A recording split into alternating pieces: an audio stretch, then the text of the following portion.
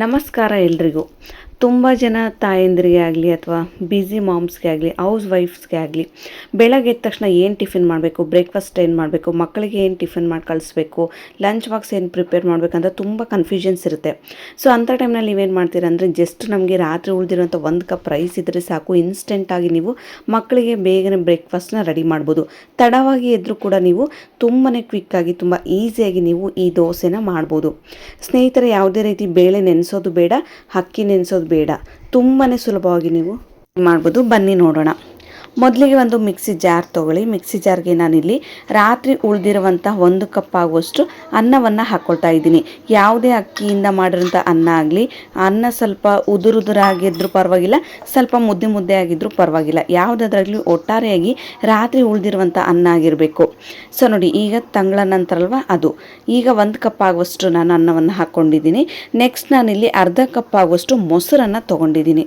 ಸ್ನೇಹಿತರೆ, ಜಾಸ್ತಿ ಮೊಸರನ್ನು ಹಾಕ್ಲಿಕ್ಕೆ ಹೋಗ್ಬಿಡಿ, ತವಾಕ್ಕೆ ಹತ್ಕೊಂಡ್ಬಿಡುತ್ತೆ.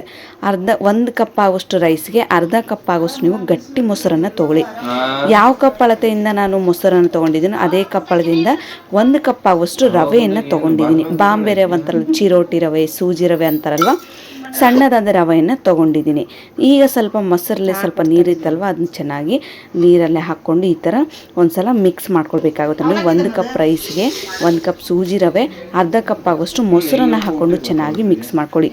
ಸೂಜಿ ರವೆನ ಹಾಕೋದ್ರಿಂದ ದೋಸೆ ತುಂಬ ಸಾಫ್ಟಾಗಿ ಬರುತ್ತೆ, ಯಾವುದೇ ಕಾರಣಕ್ಕೂ ನಮಗೆ ತವಕ್ಕೆ ಹತ್ತೋದಿಲ್ಲ. ಈಗ ಒಂದು ಸಲ ಚೆನ್ನಾಗಿ ಸ್ವಲ್ಪ ನೀರನ್ನು ಹಾಕ್ಕೊಳ್ಳಿ, ಯಾಕೆಂದರೆ ಅದು ರವೆ ಬೇರೆ ಹಾಕಿರ್ತೀವಲ್ವ, ಗಟ್ಟಿಯಾಗಿಬಿಡುತ್ತೆ. ಅನ್ನ ಇನ್ನೂ ಸ್ವಲ್ಪ ಉದುರುತ್ತಲ್ವ. ಸೊ ಆ ಕಾರಣಕ್ಕಾಗಿ ಒಂದು ಸಲ ಸ್ವಲ್ಪ ನೀರನ್ನು ಹಾಕ್ಕೊಂಡು ಎಲ್ಲದನ್ನು ಚೆನ್ನಾಗಿ ಮೇಲಿಂದ ಕೆಳಗಿಂದ ಮೇಲೆ ಮಿಕ್ಸನ್ನು ಮಾಡ್ಕೊಂಡು ಈಗ ಮಿಕ್ಸಿನ ಕ್ಲೋಸ್ ಮಾಡಿ ಚೆನ್ನಾಗಿ ನುಣ್ಣಗೆ ಇದನ್ನು ದೋಸೆ ಬ್ಯಾಟರ್ ಯಾವ ಥರ ಮಾಡ್ತಿರೋ ಸೇಮ್ ಅದೇ ಥರ ಮಾಡ್ಕೊಂಡು ಬರಬೇಕು. ಯಾವುದೇ ರೀತಿ ಅನ್ನದ ಅಗಳು ಕೂಡ ನಮಗೆ ಕಾಣಿಸ್ಬಾರ್ದು. ನೋಡಿ ಎಷ್ಟು ಸ್ಮೂತಿಯಾಗಿ ತುಂಬಾ ಟೇಸ್ಟಿಯಾಗಿ ಕ್ರೀಮಿ ಸ್ಟ್ರೆಚ್ಚರ್ಗೆ ನಮಗಿದು ಪೇಸ್ಟ್ ಆ ಥರ ದೋಸೆ ಬ್ಯಾಟರ್ ನಮಗೀಗ ರೆಡಿಯಾಗಿದೆ. ಇಷ್ಟಾದರೆ ಸಾಕು. ಜಾಸ್ತಿ ನೀರನ್ನು ಖಂಡಿತವಾಗ್ಲೂ ಹಾಕ್ಲಿಕ್ಕೆ ಹೋಗಬೇಡಿ. ಈಗ ಮಿಕ್ಸಿ ಹಾಕುವಾಗ ಜಾಸ್ತಿ ನೀರು ಹಾಕಬೇಡಿ. ನೆಕ್ಸ್ಟ್ ಈಗ ನಾನು ಒಂದು ಮಿಕ್ಸಿಂಗ್ ಬೌಲ್ಗೆ ಟ್ರಾನ್ಸ್ಫರ್ ಮಾಡ್ಕೊಳ್ತಾ ಇದ್ದೀನಿ. ದೋಸೆ ಬ್ಯಾಟರನ್ನು ಒಂದು ಮಿಕ್ಸಿಂಗ್ ಬೌಲ್ಗೆ ಹಾಕಿ ಸ್ವಲ್ಪ ಮಿಕ್ಸಿ ಜಾರ್ಗೆ ನೀರನ್ನು ಕೂಡ ಹಾಕ್ಕೊಂಡು ಚೆನ್ನಾಗಿ ಈಗ ಮಿಕ್ಸ್ ಮಾಡ್ಕೊಳ್ಬೇಕು. ಸೊ ನೋಡಿ, ಈಗ ಗಟ್ಟಿದೆಲ್ಲ ಇಷ್ಟು ಗಟ್ಟಿ ಇದ್ದರೆ ಖಂಡಿತವಾಗ್ಲೂ ದೋಸೆ ಬರೋದಿಲ್ಲ. ಯಾಕೆ ಅಂದರೆ ನಾವು ಮೊಸರು, ರಾತ್ರಿ ಉಳಿದಿರೋಂಥ ಅನ್ನ ಬೇರೆ ಹಾಕಿರ್ತೀವಲ್ವ, ತವಕ್ಕೆ ಹತ್ಕೊಳ್ಳೋ ಚಾನ್ಸಸ್ ತುಂಬ ಇರುತ್ತೆ. ಸೊ ಆ ಕಾರಣಕ್ಕಾಗಿ ಸಾಧ್ಯ ಆದಷ್ಟು ದೋಸೆ ಬ್ಯಾಟರ್ ಯಾವ ಥರ ಮಾಮೂಲಿಯಾಗಿ ಜಾಸ್ತಿ ನೀರು ಥರನೂ ಇರೋದಿಲ್ಲ, ತೀರಾ ಗಟ್ಟಿಯಾಗೂ ಕೂಡ ಇರೋದಿಲ್ಲ. ಈ ಥರ ಸ್ವಲ್ಪ ನೀರನ್ನು ಹಾಕ್ಕೊಂಡು, ಅಂದರೆ ಕನ್ಸಿಸ್ಟೆನ್ಸಿಗೆ ಎಷ್ಟು ನೀರು ಬೇಕೋ ಅಷ್ಟನ್ನು ಹಾಕ್ಕೊಂಡು ಈ ಥರ ಚೆನ್ನಾಗಿ ಮಿಕ್ಸ್ ಮಾಡ್ಕೊಳ್ಬೇಕಾಗುತ್ತೆ. ಸೊ ನೀವು ನೋಡ್ತಿರ್ಬೋದು ನೋಡಿ ಎಷ್ಟು ಚೆನ್ನಾಗಿ ದೋಸೆ ಬ್ಯಾಟರ್ ರೆಡಿಯಾಗಿದೆ ಅಂತ. ಇಷ್ಟಾದರೆ ಸಾಕು ಸ್ನೇಹಿತರೆ. ನೋಡಿ, ಚೆನ್ನಾಗಿ ಮಿಕ್ಸ್ ಮಾಡೋದ್ರಿಂದ ದೋಸೆ ತುಂಬ ಚೆನ್ನಾಗಿ ರೆಡಿಯಾಗುತ್ತೆ. ಈಗ ನಾನು ರುಚಿಗೆ ತಕ್ಕಷ್ಟು ಉಪ್ಪು ಹಾಗೂ ಚಿಟಿಕೆ ಆಗೋಷ್ಟು ಸೋಡಾವನ್ನು ಹಾಕ್ಕೊಳ್ತಾ ಇದ್ದೀನಿ. ಮತ್ತು ತೀರಾ ಜಾಸ್ತಿ ಅಡುಗೆ ಸೋಡಾವನ್ನು ಹಾಕ್ಲಿಕ್ಕೆ ಹೋಗ್ಬಿಡಿ, ಚಿಟಿಕೆ ಆಗೋಷ್ಟು ಮಾತ್ರ ಅಡುಗೆ ಸೋಡಾವನ್ನು ಹಾಕಿ ಉಪ್ಪು ಹಾಗೂ ಅಡುಗೆ ಸೋಡಾವನ್ನು ಹಾಕಿ ಒಂದು ಸಲ ಎಲ್ಲದನ್ನೂ ಚೆನ್ನಾಗಿ ಮಿಕ್ಸ್ ಮಾಡ್ಕೊಳ್ಬೇಕಾಗುತ್ತೆ. ಮಿಕ್ಸ್ ಮಾಡಿ ಒಂದು 10 ರಿಂದ 15 ನಿಮಿಷ ನೀವು ಇದನ್ನು ಚೆನ್ನಾಗಿ ನೆನೆಸ್ಕೊಳ್ಬೇಕಾಗುತ್ತೆ. ಸ್ವಲ್ಪ ಸೂಜಿ ರವೆ ಬೇರೆ ಹಾಕಿರ್ತೀವಲ್ವ, ಅದೆಲ್ಲ ಚೆನ್ನಾಗಿ ನೆನೆಸೋ ಅಷ್ಟಿಗೆ ನನಗೆ ಚಟ್ನಿಗೆ ಅಂತೇಳಿ ಒಂದು 6 ರಿಂದ 7 ಹಸಿಮೆಣಸಿನಕಾಯಿ, 1 ಟೊಮೆಟೊನ ಚೆನ್ನಾಗಿ ಈ ರೀತಿ ರೋಸ್ಟ್ ಮಾಡ್ಕೊಳ್ತಾ ಇದ್ದೀನಿ. ಎಣ್ಣೆಯಲ್ಲಿ ಚೆನ್ನಾಗಿ ಬೇಯಿಸ್ಕೊಳ್ತಾ ಇದ್ದೀನಿ. ನಾನಿಲ್ಲಿ ಶೇಂಗಾ ಚಟ್ನಿ ಮಾಡ್ತಾಯಿದ್ದೀನಿ, ತುಂಬಾ ಟೇಸ್ಟಿಯಾಗಿರುತ್ತೆ. ಇದನ್ನೆಲ್ಲ ಚೆನ್ನಾಗಿ ರೋಸ್ಟ್ ಮಾಡ್ಕೊಂಡಾದ್ಮೇಲೆ ಒಂದು ಮಿಕ್ಸಿಂಗ್ ಜಾರ್ಗೆ ಸ್ವಲ್ಪ ಕೊತ್ತಂಬರಿ ಹಾಗೂ ಬೇಯಿಸಿರುವಂತಹ ಹಸಿಮೆಣಸಿನಕಾಯಿ, 1 ಟೊಮ್ಯಾಟೊ, ಸ್ವಲ್ಪ ಬೆಳ್ಳುಳ್ಳಿ, ರುಚಿಗೆ ತಕ್ಕಷ್ಟು ಉಪ್ಪು. ನೋಡಿ, ನೆಕ್ಸ್ಟ್ ನಾನೀಗ ಶೇಂಗಾ ಪೌಡರನ್ನು ಹಾಕ್ಕೊಳ್ತಾ ಇದ್ದೀನಿ. ಆಲ್ರೆಡಿ ನಾನು ಪೌಡರನ್ನು ರೆಡಿ ಮಾಡಿ ಇಟ್ಕೊಂಡಿದ್ದೆ. ಒಂದು 6 ರಿಂದ 7 ಟೇಬಲ್ ಸ್ಪೂನ್ ಆಗೋಷ್ಟು ಶೇಂಗಾ ಪೌಡರನ್ನು ಹಾಕ್ಕೊಂಡು ಶೇಂಗಾ ಚಟ್ನಿಯನ್ನು ಮಾಡ್ಕೊಳ್ತಾ ಇದ್ದೀನಿ. ಈ ದೋಸೆಗೆ ಪರ್ಫೆಕ್ಟ್ ಅಂದರೆ ಶೇಂಗಾ ಚಟ್ನಿ ತುಂಬಾ ಟೇಸ್ಟಿಯಾಗಿರುತ್ತೆ. ಸೊ ಈಗ ನೋಡಿ, ಕೆಲವರಿಗೆ ಶೇಂಗಾ ಚಟ್ನಿ ಮಾಡೋಕ್ಕೆ ಇಷ್ಟ ಇಲ್ಲ ಅಂದರೆ ನಿಮ್ಗೆ ಯಾವುದು ಬೇಕಾದರೂ ಚಟ್ನಿ ನೀವು ದೋಸೆ ಜೊತೆಗೆ ರೆಡಿ ಮಾಡ್ಕೊಳ್ಬೋದು. ಇದನ್ನು ನುಣ್ಣಗೆ ಗ್ರೈಂಡ್ ಮಾಡ್ಕೊಂಡು ಇದನ್ನ ಸೈಡಲ್ಲಿ ಒಗ್ಗರಣೆಗೆ ಕೊಡ್ತಾ ಇದ್ದೀನಿ. ಒಗ್ಗರಣೆಗೆ ಒಂದು ಕಡಾಯಿಗೆ ಎಣ್ಣೆ ಹಾಕ್ಕೊಂಡು ಸಾಸಿವೆ, ಜೀರಿಗೆ, ಹಸಿ ಕರಿಬೇವನ್ನು ಹಾಕ್ಕೊಂಡು ರುಬ್ಬಿರುವಂಥ ಚಟ್ನಿಯನ್ನು ಹಾಕ್ಕೊಂಡು ಈ ರೀತಿ ಸಿಂಪಲಾಗಿ ಚಟ್ನಿ ಮಾಡಿಕೊಂಡು ಸೈಡಲ್ಲಿವಿ. ಅಷ್ಟೊತ್ತಿಗೆ ನಮಗೆ ತವೆ ಕೂಡ ಚೆನ್ನಾಗಿ ಕಾಯಲಿಕ್ಕೆ ಇಟ್ಟಿದೆ. ತುಂಬ ಚೆನ್ನಾಗಿ ತವೆ ಕೂಡ ಕಾದಿದೆ. ರೆಡಿ ಮಾಡಿ ಇಟ್ಕೊಂಡಿರೋಂಥ ದೋಸೆ ಬ್ಯಾಟರ್ನ ಈಗ ನಿಧಾನವಾಗಿ ನಾನು ದೋಸೆ ಹಾಕ್ತಾ ಬರ್ತಾಯಿದ್ದೀನಿ. ನಾನು ಫಸ್ಟಿಗೆ ಮಿಸ್ಟೇಕ್ ಮಾಡಿದೆ ಅಂದರೆ ಗ್ಯಾಸನ್ನು ಹಾಕುವಾಗ ಐ ಫ್ಲೇಮಲ್ಲಿ ಇಟ್ಕೊಂಡ್ಬಿಟ್ಟಿದೆ. ಆ ಕಾರಣಕ್ಕಾಗಿದ್ದು ಈ ರೀತಿಯಾಗಿ ಸ್ವಲ್ಪ ಕೆಳಗಡೆ ಎಲ್ಲ ಹೊತ್ತಿತ್ತು. ನೀವೇನು ಮಾಡ್ತೀರಾ ಅಂದರೆ ಖಂಡಿತವಾಗ್ಲೂ ಐ ಫ್ಲೇಮಲ್ಲಿ ತವನ ಕಾಯಿಸ್ಕೊಂಡು ದೋಸೆಯನ್ನು ಹಾಕುವಾಗ ಕಂಪ್ಲೀಟಾಗಿ ಲೋ ಫ್ಲೇಮ್ ಮಾಡಬೇಕು. ಯಾಕೆಂದರೆ ನಾವು ರೌಂಡ್ ಶೇಪ್ ಮಾಡೋ ಅಷ್ಟರಿಗೆ ಸೆಂಟ್ರಲ್ಲಿರೋದೆಲ್ಲದು ನಮಗೆ ಬೇಗ ಒತ್ತೋಗ್ಬಿಡುತ್ತೆ, ಉರಿ ಜಾಸ್ತಿ ಇರುತ್ತಲ್ವ. ಸೊ ಆ ಕಾರಣಕ್ಕಾಗಿ ಫಸ್ಟಿಗೆ ಹಾಕುವಾಗ ಗ್ಯಾಸನ್ನು ಕಂಪ್ಲೀಟಾಗಿ ಲೋ ಫ್ಲೇಮಲ್ಲಿ ಇಟ್ಕೊಂಡು ನಿಮಗೆ ಬೇಕಾದಂಥ ಸೈಜಲ್ಲಿ ನೀವು ದೋಸೆಯನ್ನು ಹಾಕ್ಕೊಳ್ಬೋದು. ಇದೆಲ್ಲ ಕಂಪ್ಲೀಟಾಗಿ ಬಬಲ್ಸ್ ಬರೋ ತನಕ ವೆಯ್ಟ್ ಮಾಡಬೇಕು. ಈಗ ಸ್ವಲ್ಪ ಮೇಲೆ ನಾನು ಎಣ್ಣೆನ ಸ್ಪ್ರೆಡ್ ಮಾಡ್ಕೊಳ್ತಾ ಇದ್ದೀನಿ.